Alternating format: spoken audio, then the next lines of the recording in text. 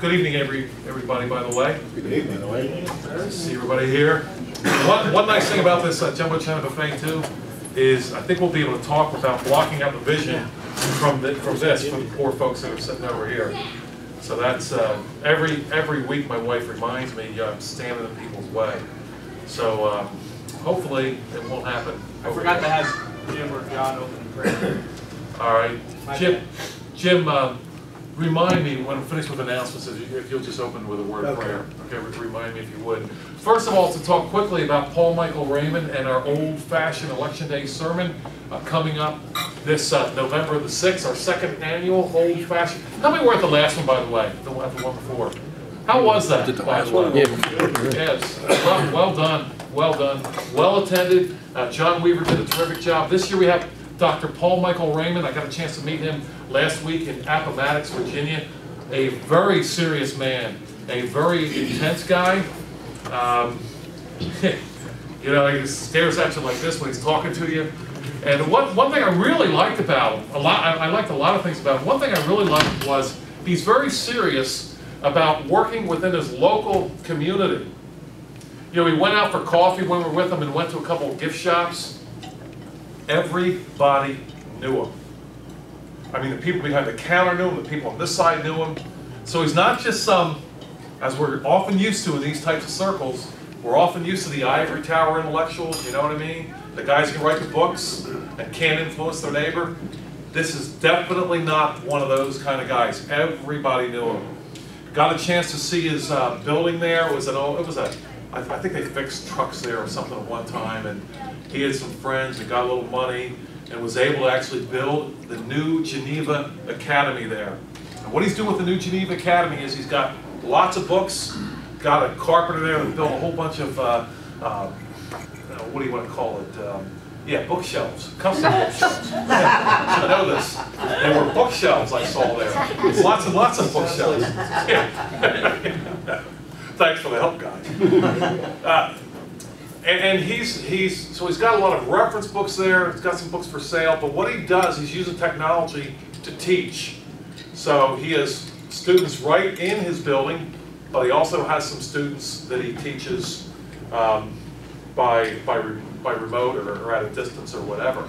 So he's doing a lot of good things. One really cool thing he has going there, which would be a lot of fun to just, I don't know, do a trip down to Appomattox to see this. He's got something that I think is exclusive in the whole wide world. I don't think anybody else has this. He's got microfiche of American newspapers from 1600 all the way up to 1820. I don't think anybody else has it. We were looking at some of them. So you could literally look and see what the newspapers were saying during, for example, the War for Independence, during the War of 1812. You can see what they said about the whole Tea Party thing, the arguments over the king and so forth. That's available. How many of you want to jump in a bus and go down there? That would be a fun day. Wait a minute. Now, if you don't Wait a minute. I was going to say, how long do we stay? Really? It's a one-way trip. You stay as long as you want. 1600s. You have to stay at least a couple of days to do something like that. But I didn't know there was such a thing even available. One thing he's trying to do, just I don't know if we'll get it done. He's got he's in Appomattox. There's a grocery store that moved out, so the shell is still there. He's trying to get Russ Dooney's library moved to Appomattox so he can have his own little personal. Be another reason to go down there.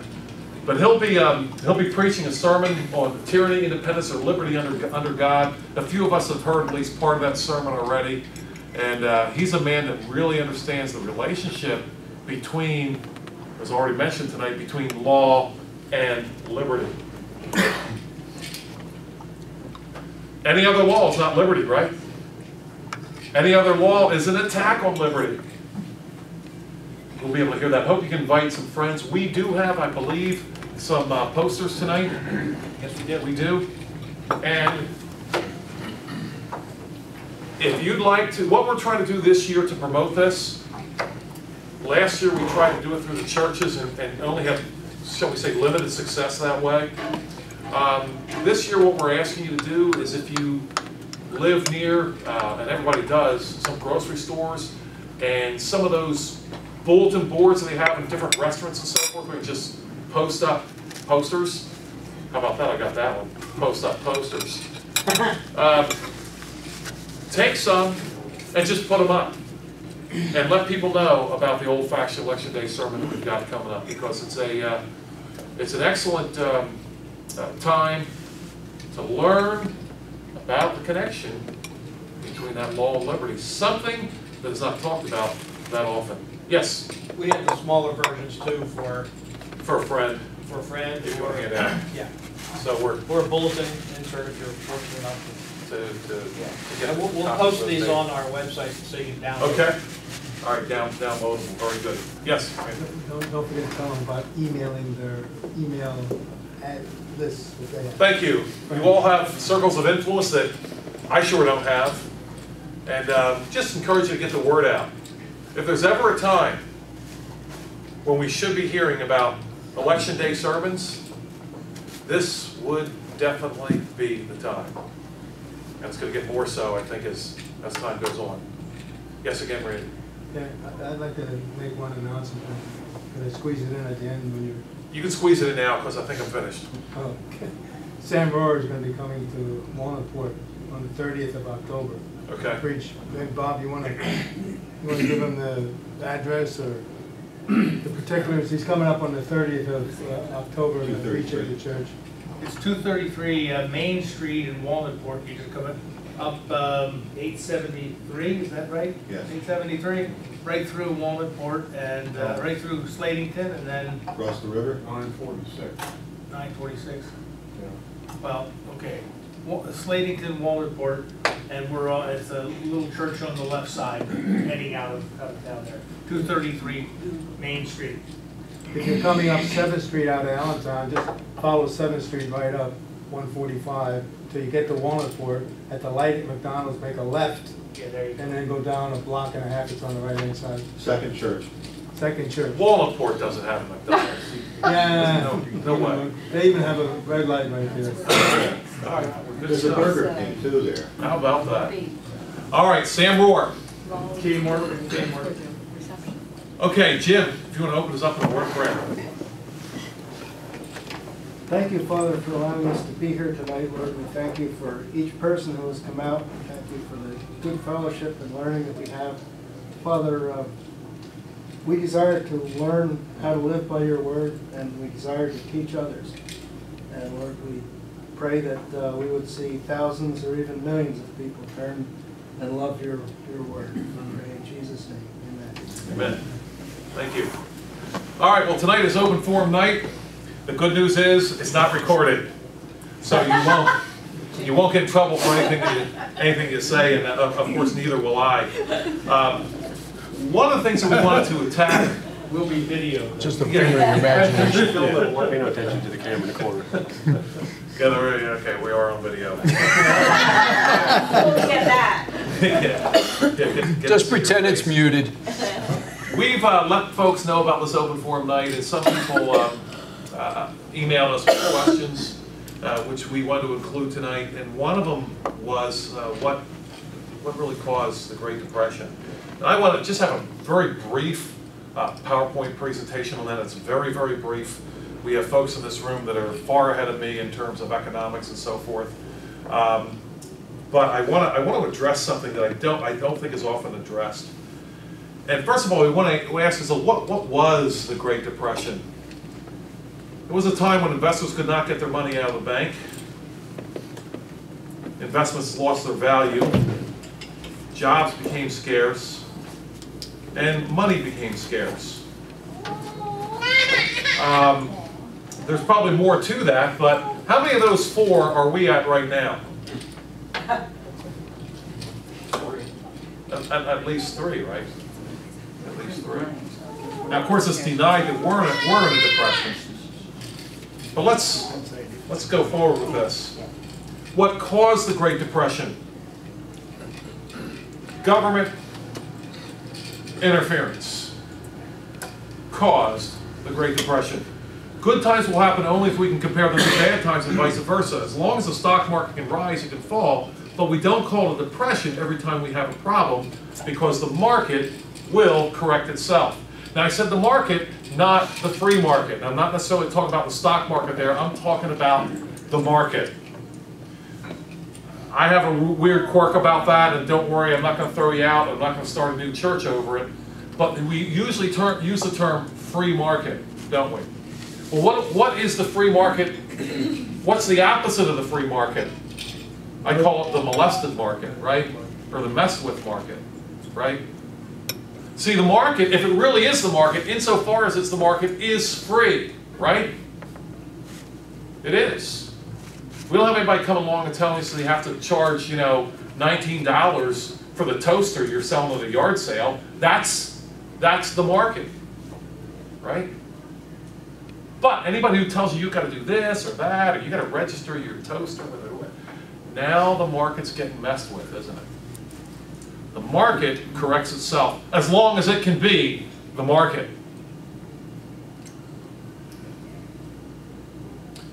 If the market is preventing from correcting itself through state interference, then the problem will only get worse for two reasons. The corrective mechanism has been eliminated, and the fix will always be proposed by the same source that created the problem to begin with. Now think about this. You know, it's just the simplest thing, and as I studied this and thought about this, if the market corrects itself, then if you mess with the market, then you've messed with the ability to correct the situation, right? If you get a flat tire, you fix the tire.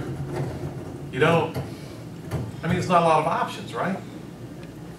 And if the market is the corrective means, then to mess with that market is to eliminate your ability to correct the problem.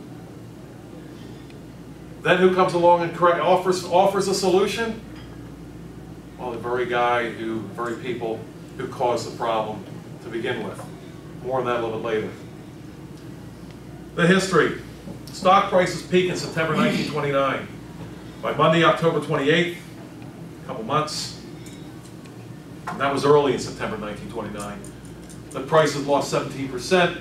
Throughout that Monday, prices lost an additional 13%. By closing time on Tuesday, October the 29th, the prices had fallen an additional 12%, totaling 42%. Question: anybody see a depression there? See problems, but does that mean that we have to have problems with money supply? Does that mean that we have to have problems with jobs? I'm sure your income will take a hit. There's going to be a lot of stuff going on, but do we have to have a depression? Think about that as we move on. Here's a question I want to ask. How did this happen before? In 1907, the stock prices had dropped further, around 50%, although it took nearly 2 years instead of 2 months. But there was no Great Depression then. It was merely designated as the Panic of 1907. Why panic in 07 and depression in 29? Keep in mind that over those 2 years, the stock prices dropped even more. Why no depression in 07? Why did we have to have one in 29? It wasn't like this was all that brand new. Look at the previous panics that occurred. It wasn't anything new. So what's going on? Well, let's just take a look at this panic that happened in 1907. Right there is the panic.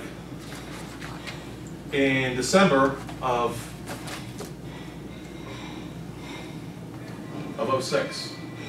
So between 04 and 06, let's say you got at the worst time in 04. Right, this Dow Jones Industrial Average. Look at those numbers. And they tell us that inflation is like 0.2% or, yeah, kidding me. Anyway. So you get in at the worst time, actually the best time. Let's say you sell here. Or let's say you get in and you hold on. And then you sell here. Has that been a terrible investment? It's not great.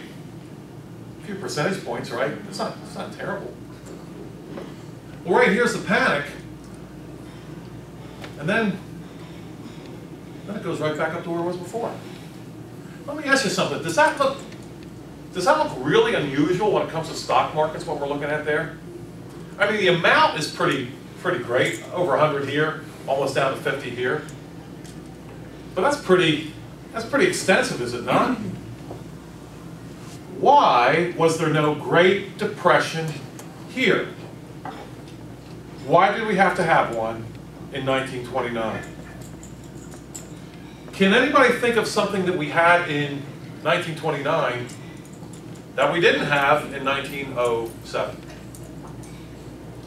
Yeah, John, take a wild guess. Excessive credit. Okay. Writing all kinds of credit. You couldn't back up. Anything else? Federal Reserve. Federal Reserve and income tax. Well, yeah, excessive. Yeah. Yeah, Federal Reserve. You know, one of the guys, his name was Aldrich. If you study this a lot more than I have, there was a senator, a Republican from Rhode Island. Anyway, sorry dear, my wife's from Rhode Island. That's where he was from.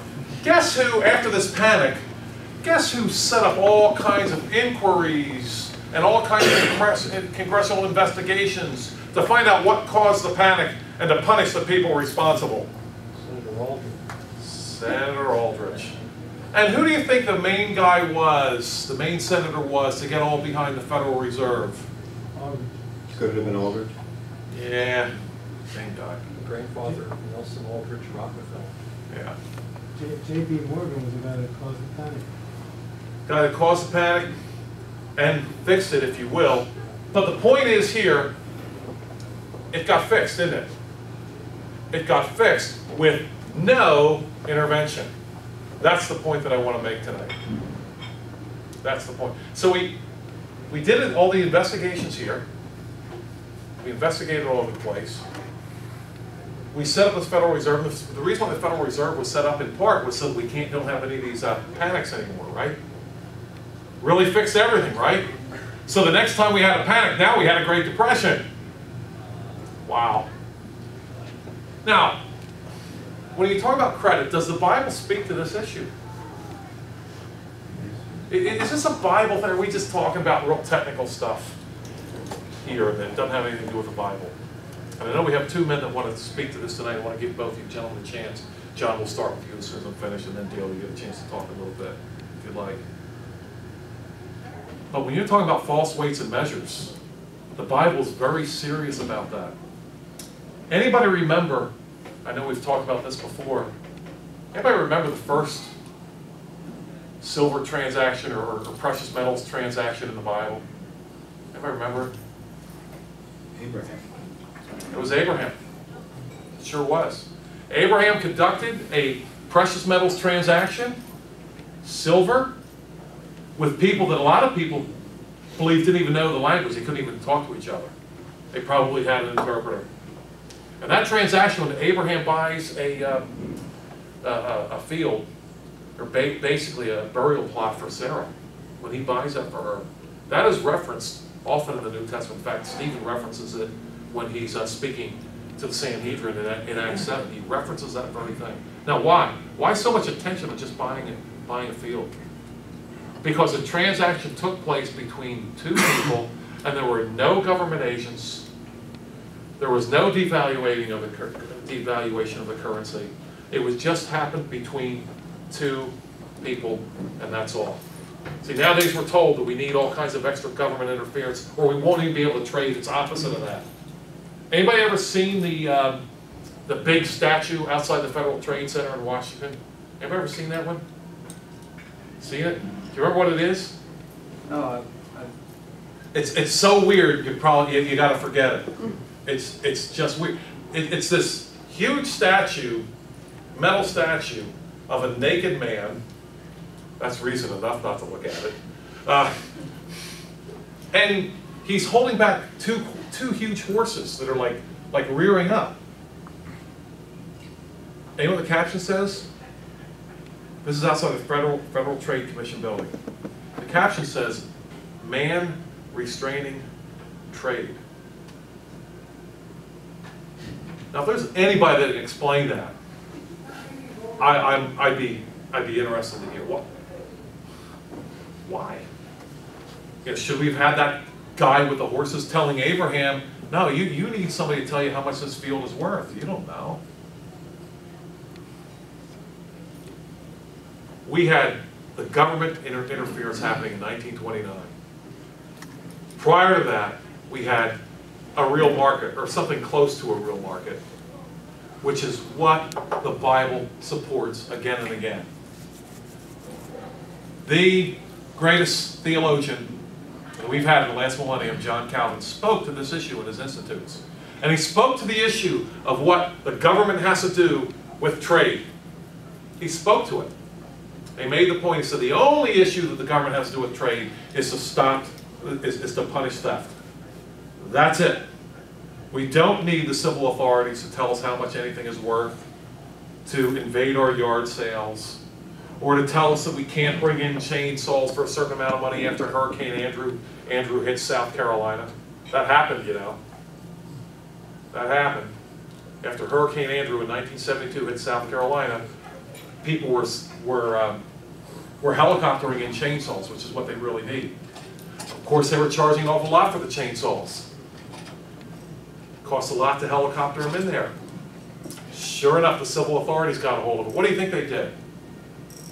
Oh no, this is gouging people for charging this money for much money for chainsaws. We're going to tell you how much you can charge for a chainsaw, and they did. And guess what happened to the chainsaws? Of course, they stopped coming because they couldn't afford it. Calvin is right. The only responsibility the civil authorities have to have in the area of commerce is to punish theft. That's all. I know, John, you wanted to address this perhaps a little bit. The only thing I'd like to add about the Great Depression, most of the Depression was caused, for the common person, most of the Depression was caused by the bank failures, not the loss of investments.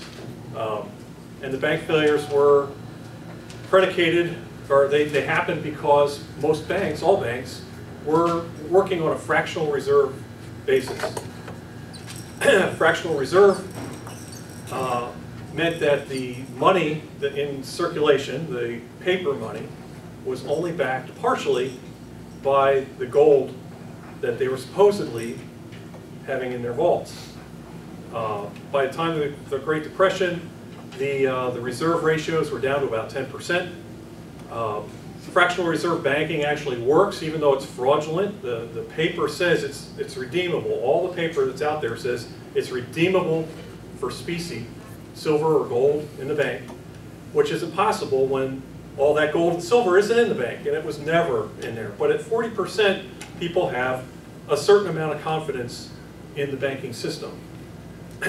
But owing to Federal Reserve regulations and various state regulations by that time, the reserves were down to about 10% of real money in the banks. When people panicked because, well, they had lost so much money in the stock markets and their investments, and things seemed very turbulent, they went to the banks, and the banks didn't have the money. They went to the banks to get their money out, and they went with paper. We think of our paper money as being money, but they want to get their money, which is the gold and silver. So we had a lot of bank failures because the banks were essentially a fraud, just like they are today. They say they have money. What we have are digital entries in a computer. But because of that, we don't have the runs on the bank today because we can always put more digital entries in there. We will, however, have massive inflation. So the Federal Reserve, installed in 1913, as Joel has already mentioned, allowed for inflation. It allowed for the development of a culture of debt. People enjoy being in debt because in an inflationary environment, you can pay off your debts with money that's increasingly easy to get, because that's the nature of inflation.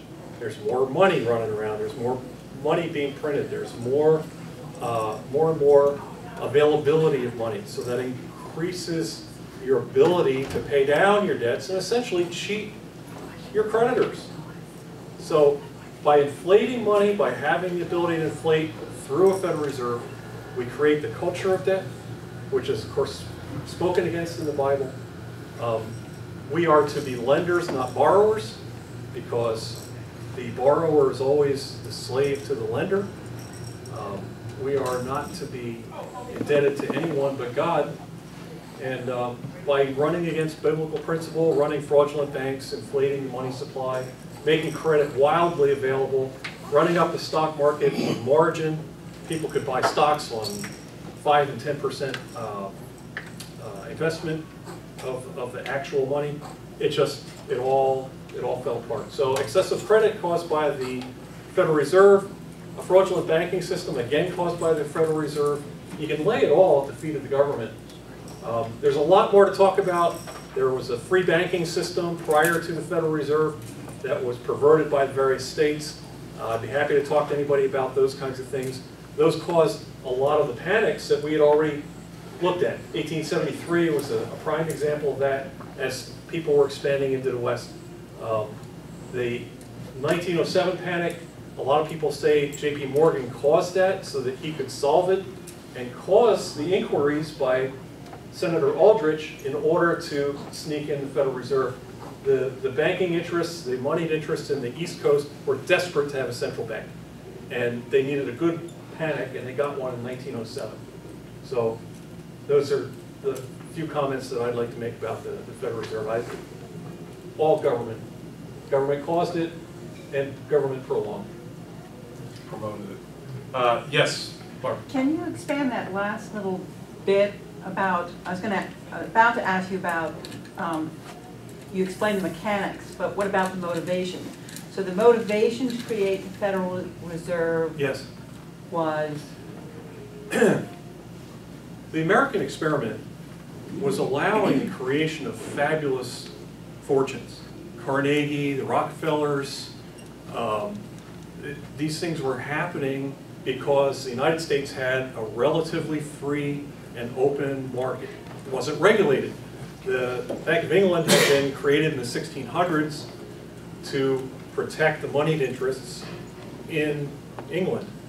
Without a central bank here, what happens is that the government was mostly constrained by the tax revenues that they could collect.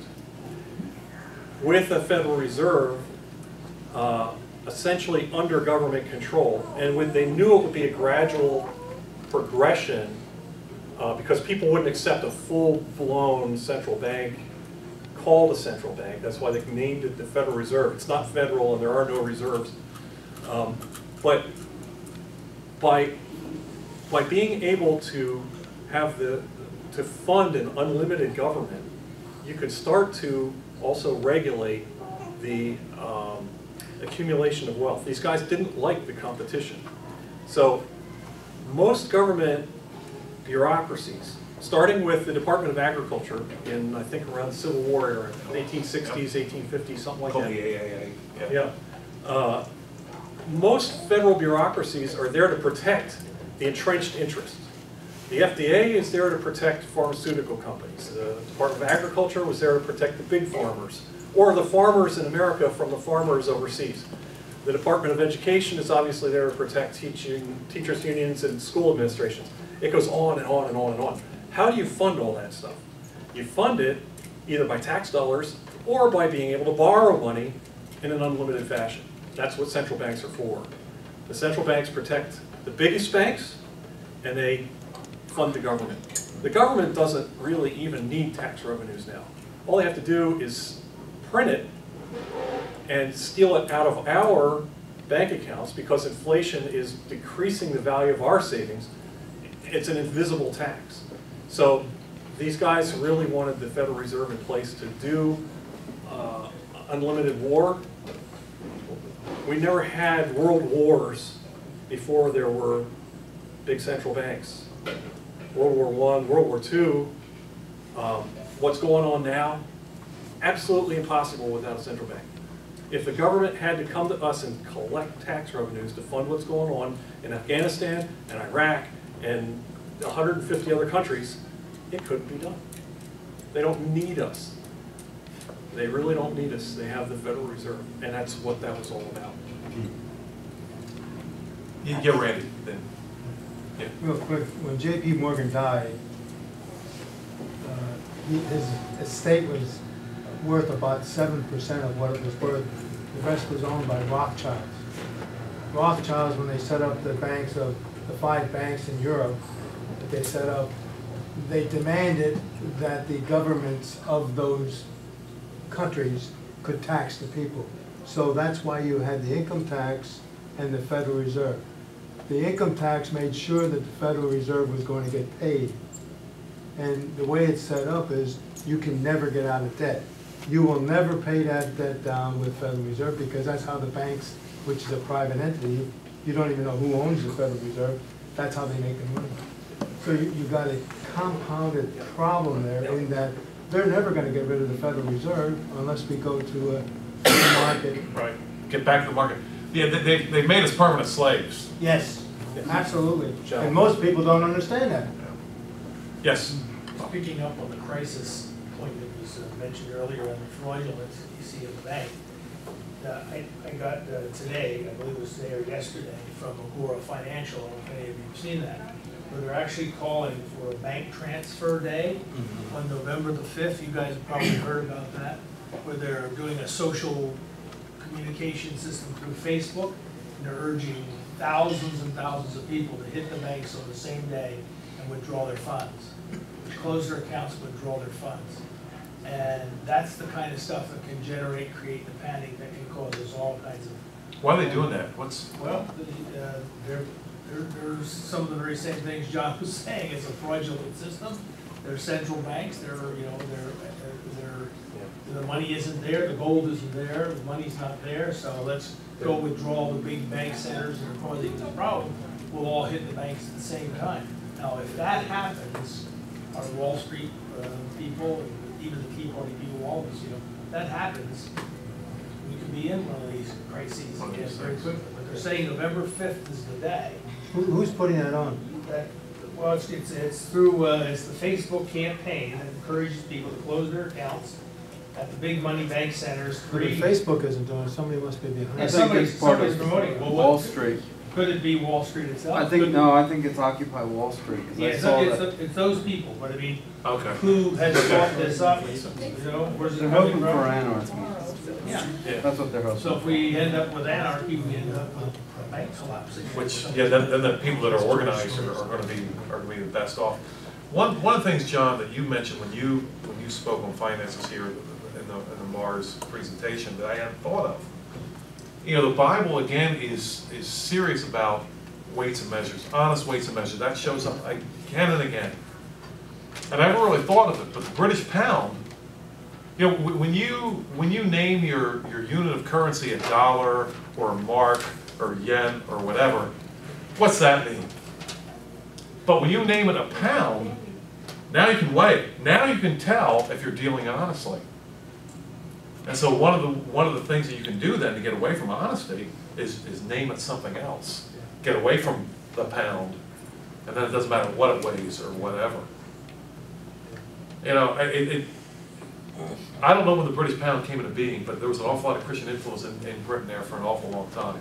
I just can't believe they came up with the pound at a time when there was pagan people running things. It had to have been Christians, because Christians would be the only ones interested in an honest system like that, because the Bible is so big on that, honest weights and measures thing.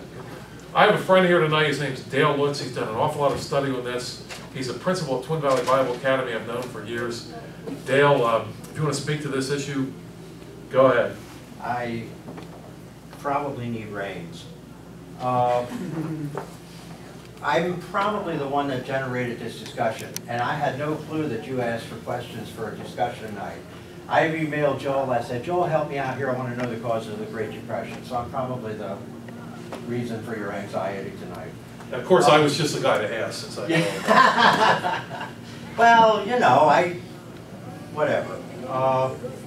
I didn't stop studying, and a couple conclusions I've come to. I don't think I'll disagree with anything said here tonight, but I looked at it from a different point of view altogether. When I look at it, I see the stock market crash, I say, okay, what made people want to pull their money out? When I see the Great Depression and the bank failures, I say to myself, what made the common person want to pull, what made him scared? What made him scared? I came to a conclusion, first off, that the Great Depression and the stock market were two totally separate events. They were not connected. They ended up feeding each other, but they were not connected initially. Let me start with the stock market. It's probably the easier one. This is what I found out so far. And this article that I have, Harold Bierman, Cornell University. Don't get too scared. Okay, this is a pretty sharp article. Excellent article, in fact. He comes at it from the point of view that it was not the stock market's fault. Okay, he's done research into it. He's looked at the patterns of the stock market. He says there are two things, basically, that caused the stock market to come down. The first one was scary headlines in the New York Times and the papers around the country. That started with a man named Philip Snowden, England's Chancellor of the Exchequer, who described America's stock market as, quote, a speculative orgy. That was picked up by the New York Times on October 3rd, 1929, and they said, quote, stock prices crash in frantic selling. October 4, page 1 article, year's worst break hits the stock market. The article on the first page of the Times cited three contributing factors: large broker loan increases, the statement by Philip Snowden, and weakening of margin accounts. What he basically says is that drove people to get scared. They read this in the major headlines of the major newspapers. It scared a lot of people. There were people who did buy on margin, okay?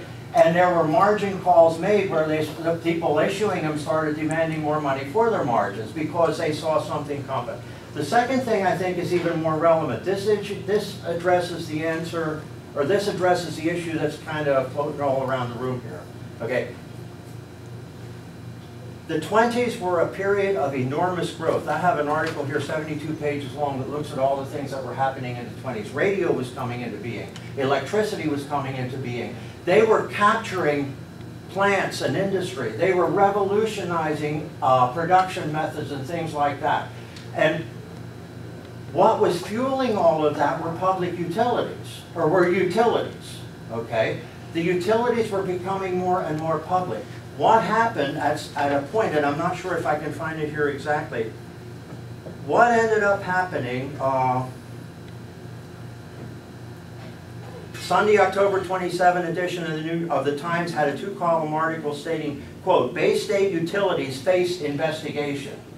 Now, the utilities were a huge chunk of the market at that time, and that was a huge growth industry. It was attracting a lot of investment. All of a sudden, there's a fear they're facing regulation. Later on, there's a couple other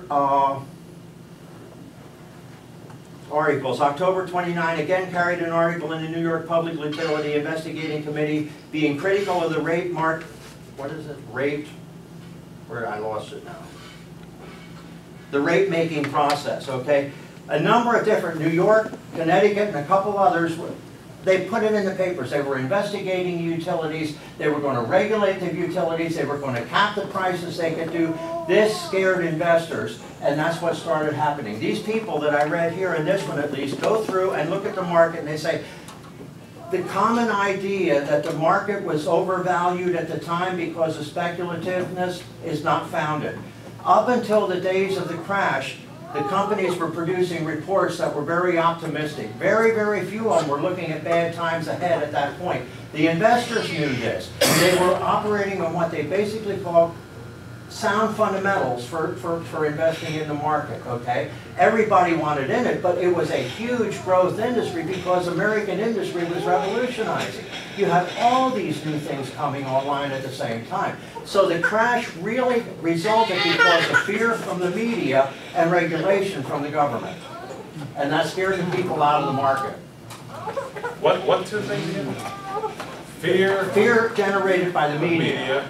and the potential of regulation of the utilities, which was a huge industry, a huge part of it. That's a tough combination to stand up to. It's going on today. You look at the media today and what it's doing. You know, it's the same basic thing. Now, the Great Depression was a whole different issue in the beginning, okay?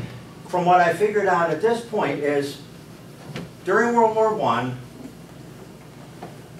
the American farmer was called on to supply food for virtually the whole world because Europe was not producing its own food. They couldn't produce it, they were at war. The government stepped in, of course, and started helping fund and create co-ops, farm co-ops. Farm co-ops became huge competition for the small farmers. In order to compete, the small farmer had to go out and buy new equipment, which was just coming online. The gas engine was coming online. Tractors were coming online. That required all kinds of new balers and, I don't know the stuff, okay? But all the stuff that goes with farming required all new stuff. These farmers went out and got second mortgages on their homes in order to get this stuff, in order to compete with the farming co-ops and get food out to the market. After the war, Europe recovered much quicker than usual. All of a sudden, there's a glut in the market of food. Nobody can sell their food anymore because there's way too much of it out there. These farmers were faced with a debt that they could no longer repay. That's when the banks come into play because they could not recover this money that they were owed. Farmers were defaulting on these second mortgages. Banks were failing. Second part of that whole issue there was what I found out. In the early 20s, state banks were prohibited from branching. Federal banks had started being allowed to branch. The big federal banks. They weren't allowed to build a branch? They were not allowed to branch. They were not. So if your bank was in a farming community and that farming community failed, your bank failed. Okay? The national banks, they could have a branch in an industrial sector, they could have a branch in a suburban sector, if there was such a thing in the 20s. They could have a branch in an industrial sector, in a farming sector. If one branch started failing, they could shift funds. They could protect themselves. Small local branches couldn't do that. States wanted banks close to the people. Sounds good, but that prevention of diversifying caused their failures. Banks started to fail, people started to panic, okay? I have one article that talks about the fact, was it, what is it? It's either bank, they said, is it bank failures or bank shakeout? Okay, the big banks, which were allowed to branch, were starting to compete with these small little banks. The small little banks couldn't hold up. So what you have basically is a kind of a shakeout of banking. Again, the Federal Reserve would protect the big banks, but they did nothing for the small banks. Advertised as a loan, as a lender of last resort, they did not lend to the small banks in order to protect them. That created havoc in the banking industry, okay?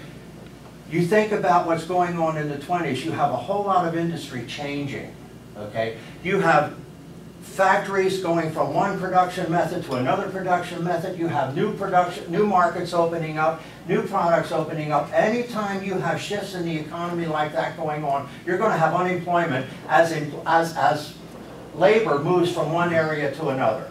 It's got to happen. Okay, you can't prevent that from happening.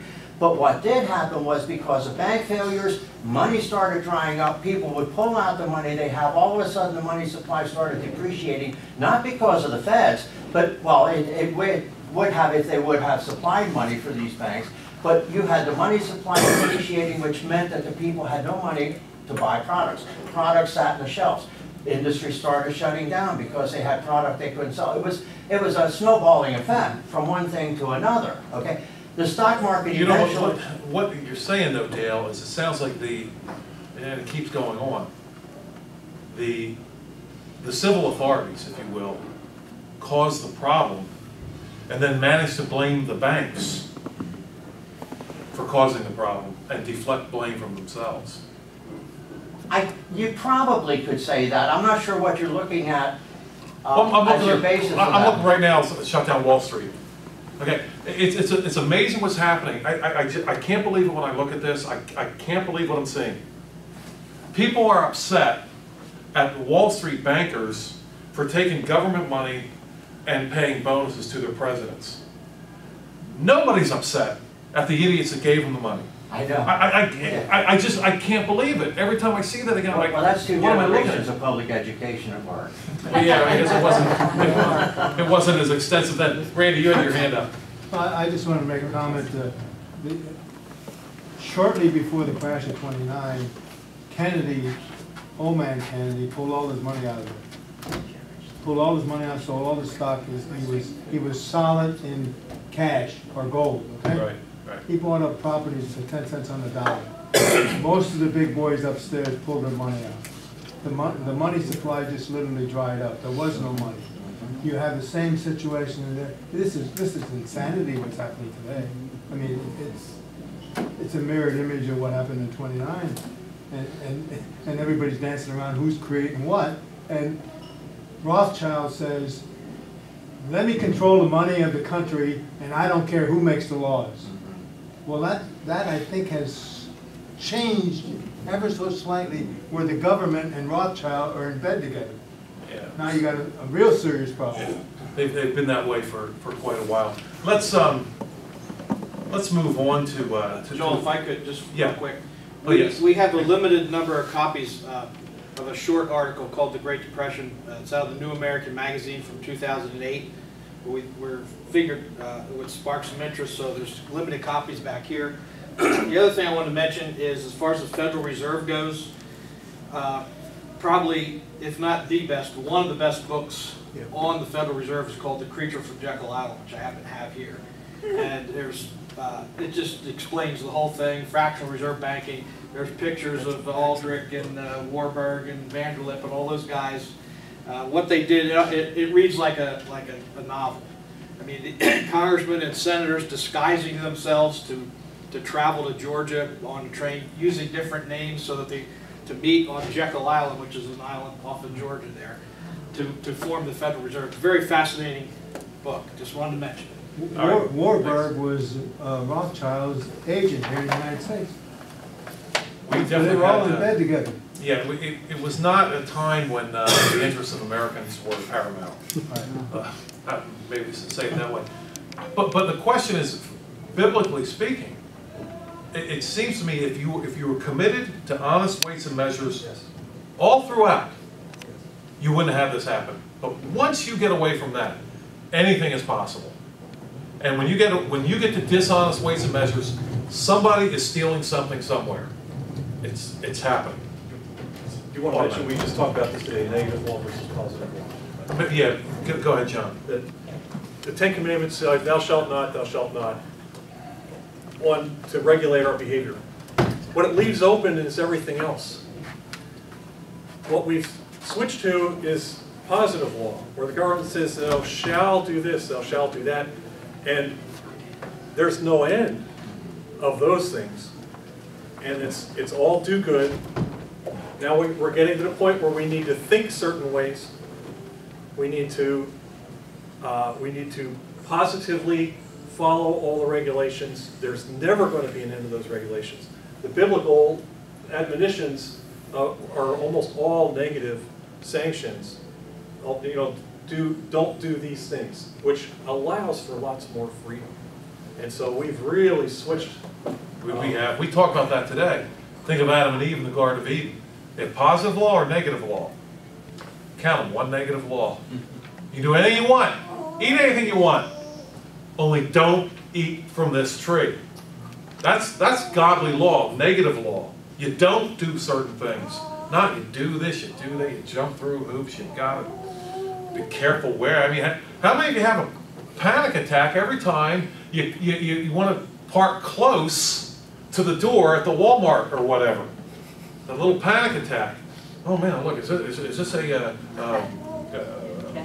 handicap spot here? Did the sign fall down? Look down, see if maybe the paint faded.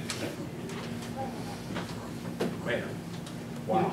You know, really, we're at critical mass now, and really we should be somewhere along the way saying, here are some simple steps that we can take to sort of prepare ourselves. Because if we're at critical mass, we have something like November 5th, on November 5th or later, we're all going to be in this. Yeah, we are. Yep. And so, Yeah, we are. We really should be talking about, at some point. I want to talk about that perhaps a little bit later. We had a question about Pulpit Freedom Sunday. How many of you have heard of this? Yeah, it was earlier. It was the first Sunday in October. And but before we get into this, is there anything before we take up too much time?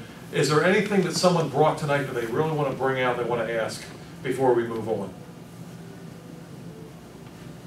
Yes, Barbara. I just want to make a quick comment. Yes. I started listening to Pastor Paul, Yes. the speakers' Yes. sermons. I just picked some on sermon audio. I got Exodus, 7th commandment. I listened to 2 or 3 sermons dealing with mankind, marriage, family. If Christians listen to these 2 sermons, 3 sermons, we would be revolutionized, because what he does is he takes it back to the whole point of our being here and the vision. If you don't have the vision that that husband and wife are there to build God's kingdom and family dominion, etc. If you don't have that vision, you have some other vision, and it's a self-agenda, whatever. Right, it's going to be the wrong vision. If you just simply get back to that very initial vision that God gave, commandment, and individuals, families begin that. And the thing is that when you're obeying God, God gives his own blessings. It's not just that we reap more than we sow when we're obeying God, because